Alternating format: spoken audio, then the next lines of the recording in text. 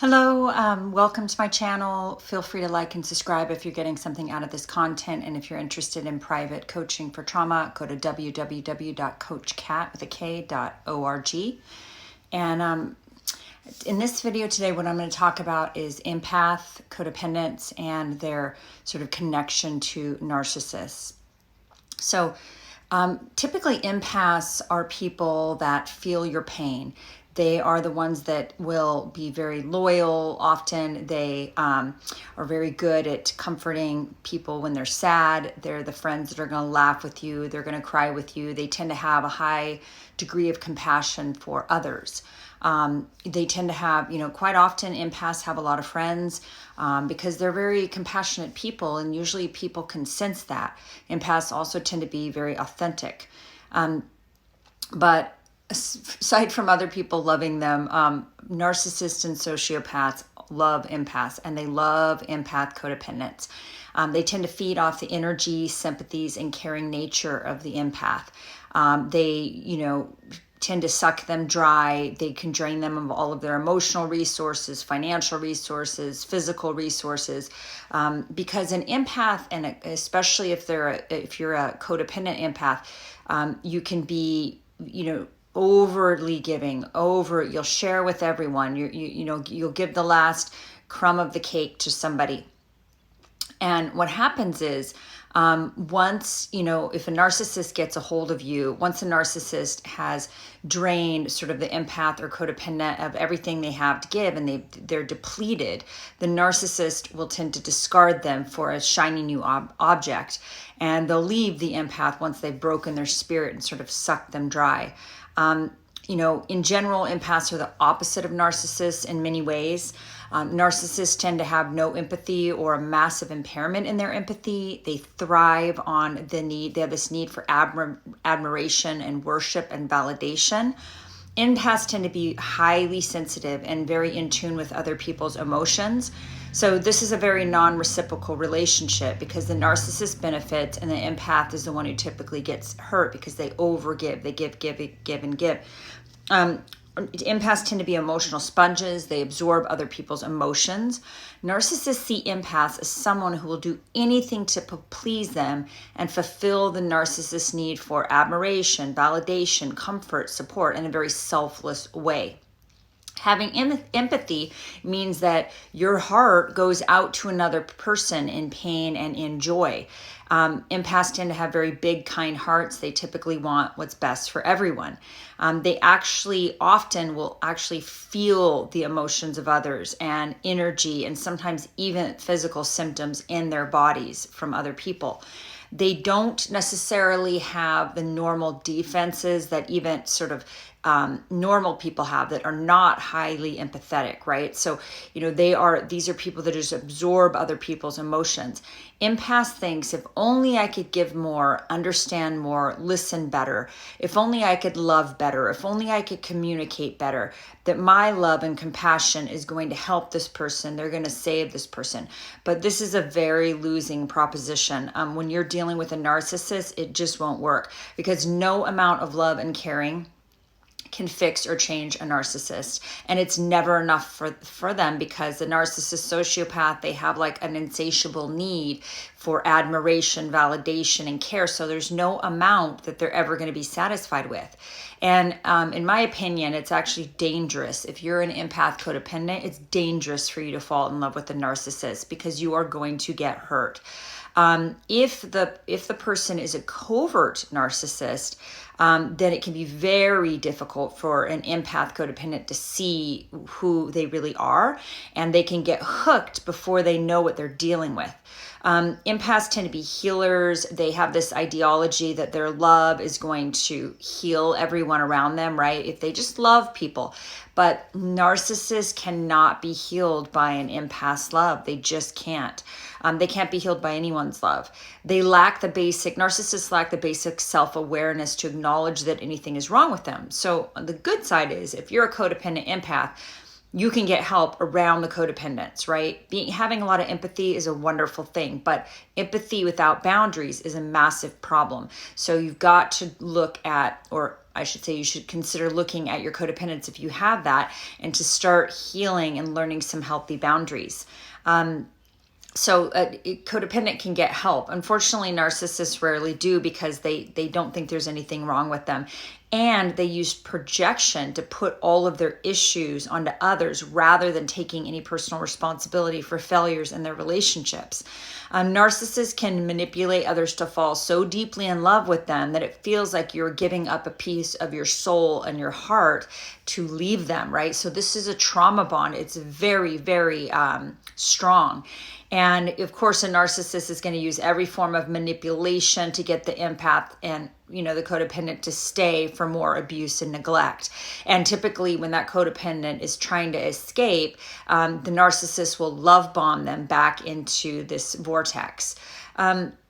On the surface, narcissists can be incredibly compelling, especially to somebody who has sort of self-love issues. If you're a codependent and you don't have a lot of self-love or self-confidence, then you can be very susceptible to the manipulations of a narcissist. They can be very caring, charming, intelligent, charismatic, powerful, successful, and they are experts at getting codependent empaths hooked through sex, manipulation, intermittent reinforcement, over-the-top flattery. They basically mirror the codependent to become their dream mate, right, in the beginning during the love bombing. And the thing is with narcissists is their main issue is probably two main things: that they have a pathological self-centeredness. It's always going to be me first. So having a relationship with them is not going to go well if you are a massive giver. It's never going to go well because you're with a massive taker. So it's a very non-reciprocal, one-sided relationship. The narcissist has a grandiose sense of self-importance, entitlement. They crave recognition, worship, and attention, and they can be highly intuitive, but they use their intuition for manipulation and self-interest. They use it for evil, really. I hate to say that, but they do. They lack empathy. They have the empathy impairment. They don't have empathy for others. So what's going to stop them from hurting others or just getting whatever they want? And they don't care about the cost to the children or to, anyone else. They have a limited capacity for unconditional love. They're very transactional and they view others as tools. You are a tool in their machine, and they view their families or their spouses or their children as extensions of themselves. They have a very hard time seeing that you are a separate person with separate needs, wants, desires, and that sort of thing. Typically, I think narcissists, their hearts are very closed, and this is either due to, childhood trauma, abuse, or spoiling. Parents might have traumatized them in the way that they overindulge and objectify the child by putting them on a pedestal and making them into a thing rather than a person. Then what the narcissist does is they develop this in early childhood, a mask as a defense against the parental abuse and emotional neglect or poverty in the family, the emotional poverty. They tend to come from families where there's like emotional neglect. Narcissist was taught that they needed to hide or suppress their true emotions. These are families that show disdain for outward display of emotions typically, and they need to appear perfect. Their parents may have been narcissists quite often, or there was a narcissist in the family. And this creates this crippling handicap for the child, both spiritually and emotionally. Hence, quite often turning them into narcissists. Basically, I look at narcissism as a very deep psychic trauma. I mean, it's a massive trauma. Read a book by Alice Miller called The Drama of the Gifted Child. This shows a lot about how, in her opinion, narcissists actually have a very limited insight into their actions, and they don't really feel any, regret or empathy. So they can do all sorts of things that people who have regret or guilt or remorse or empathy can't really do because the cognitive dissonance stops them from doing that. If you think you might be in a relationship with a narcissist, you can ask yourself these things or notice these things. If you disagree, if you set a boundary, if you say no, they may become cold, withholding. They may withdraw, become angry, dismissive, and ignore your boundary or manipulate it. So try to say no or set a boundary with a narcissist and see what happens. They tend to downplay your interests, your feelings, your dreams. They just don't give a shit. Do you have to compliment this person in order to get any approval or attention from them? Do they act as if the world revolves around them? Are they out of sight, out of mind? Do their actions match their words? Do they need to be the best at whatever they do? Do they constantly steer the conversation back to themselves? Early on in the relationship, is there intermittent reinforcement? Are they love bombing you and then they go dark?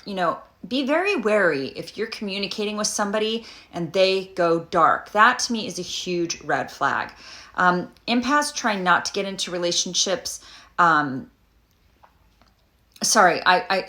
should not get into relationships with narcissists because they don't really have a true capacity for intimacy, authenticity, or reciprocity. And at the end of the day, it's always going to be about them. So that pathological self-centeredness is really going to be bad for you if you're an empath codependent.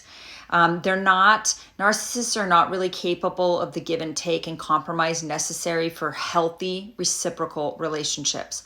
And ultimately, these relationships are deeply lonely for empaths and codependents and really anyone who's with them. These people are, the narcissists are deeply troubled and they have a pathological self-centeredness and a limited capacity for intimacy. So they do not make good partners, not for anyone. They're going to manage your expectations down to a place where you are subsisting on crumbs. And ultimately, they're going to end up cheating, lying, manipulating, and they're not going to feel bad about it because they just they're not in touch with their remorse or guilt or empathy or shame. I mean, they are shame driven, but they're not in touch with feeling remorse about their actions. And they tend to have an inability to take any personal responsibility. So because of this, they have a very hard time with actually loving others. So they don't really love their kids, their spouse, their affair partner. They don't really have that capacity for bonding. And what you'll see is sociopaths and narcissists are adept at sniffing out codependent empaths. And codependent empaths have a strong susceptibility to the manipulations of narcissists. Narcissists are adept at understanding the mental processes and the way the mind works and the emotional life works of the codependent empath. And these people are adept at manipulating these codependent's vulnerabilities. Balanced and healthy people who've done a lot, or people who've done a lot of work around their codependence, are much less likely to be with a narcissist because they pick up on these red flags early on. They pick up on the disappearing acts in communication, the manipulative texts and phone calls from the narcissist where there's love bombing and then they go dark. Narcs go dark. I love that. Narcs go dark. And communication is all on their terms, right? And they are all about having the power in the relationship. So you'll find that a lot of times with narcissists, they're not really disclosing themselves much in relationships. They may give a little bit here and there, but really they're a closed system, and they'll tend to get with people that are codependent or empaths who will share and overshare. And meanwhile, the narcissist is not really being vulnerable, but the codependent empath is. So they tend to punish. They use silent treatment, gaslighting, manipulation, intermittent reinforcement, and sex to hook in the codependent empath. And they engage in excessive flattery and praise during the love bombing phase of the relationship. So I'm very wary of anyone who is giving me excessive flattery and praise during the during early on in the relationship, especially if they don't even know what color my eyes are or how I take my coffee. It's like they don't really know you, but they're giving you all of this flattery and praise. They Be wary, yes, be very wary of that. They are very skilled at presenting themselves to be the perfect partner. And gaslighting works when the narcissist will exploit the problems. If they'll hone in on the problems of the codependent, and then they'll make the codependent feel like those problems are way bigger than they actually are and shame them for it. But then they'll offer their solution, and they'll be the protector and the hero to solve the codependent empath problem, right? It's an interesting dynamic. So they hone in on the weakness, they exaggerate the weakness, they make the codependent feel less than for having this problem, and then they'll present as the rescuer. Codependents tend to have a deep loneliness, right, internally. And because it's like, as Ross Rosenberg talks about it, he says it's like self-love deficit disorder, usually from childhood trauma. And the sociopath or narcissist creates a sort of hero storyline where they're rescuing the poor codependent from their, poverty, or their single motherhood or single fatherhood, or they're just the rescuer, right? Think Chris Watts.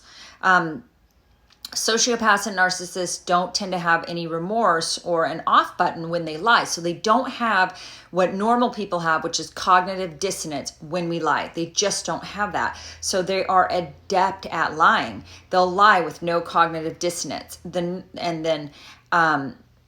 narcissist will hone in on what the codependent empath really needs, right? And they will present the perfect person, especially during the love bombing, and that's like the perfect partner. The sociopath narc is they're an amazing actor. These people are Academy Award winning actors, and they mirror all the needs and wants and the hole in the soul of the codependent empath, and they'll mirror that, and then they'll present that. And so you feel like it's the soulmate effect. You feel like you met your dream mate, your soulmate, like everything you've always wanted, right? That is what a sociopath narcissist is so good at. And that is why quite often you'll get hooked into these relationships. Then the sociopath narcissist will bring attention to the flaws and imperfections of the codependent empath, which all of us are human. We all have flaws, even though narcissists and sociopaths don't think they have flaws or they can't admit them. Typically, codependent empaths are good at admitting them. And so that manipulator will hone in on that and make that person feel bad about themselves. But then again, they'll come in as like the rescuer. Oh, but I can be the solution for that problem. And they love this because it puts them in a position of superiority. And remember, with narcissists, sociopaths, they have to be in a relationship with somebody, and they have to be in a relationship with somebody who they can feel superior to, and the other person is inferior. And so they have been already, whoever their victim is, they've been able to figure out what that person's weakness is so that they can go in and exploit it. And of course, if they're covert narcissists or high-level sociopaths and they're very smart, they can do this in a very subtle way, so you don't even know what's actually happening. You're basically a frog being boiled in water. So how do you avoid this? Well, do some work around your codependence. There's 12-step recovery for codependence. There's a ton of good books out there. If you can afford it, even the Meadows Clinic actually has I think it's a 30-day treatment program or 7-day or whatever it is for you to go and get, you can actually go to rehab for codependence. But there's a lot, if you can't afford that, there's a lot of good books. There's a lot of good YouTubes. And really, I think so much of healing your codependence is learning healthy boundaries, becoming self-aware, figuring out where you end and another person begins. Stop taking responsibility for other people's problems. It is not your shit to carry. Stop carrying other people's garbage. Throw it away. It's not yours to carry. Figure out where you end and another person begins, and stop trying to fix and solve other people's problems, especially people that are profoundly sick and ill, like a personality disordered individual. Your love will not and cannot save them. Take all that energy, all that focus, all that love, and turn it inward and start working on learning how to love yourself rather than trying to fix somebody who is totally disordered. So I hope this helps you, and feel free again to like and subscribe. And I'm just going to try to keep putting out content that may be beneficial to you. Have a wonderful day. Bye.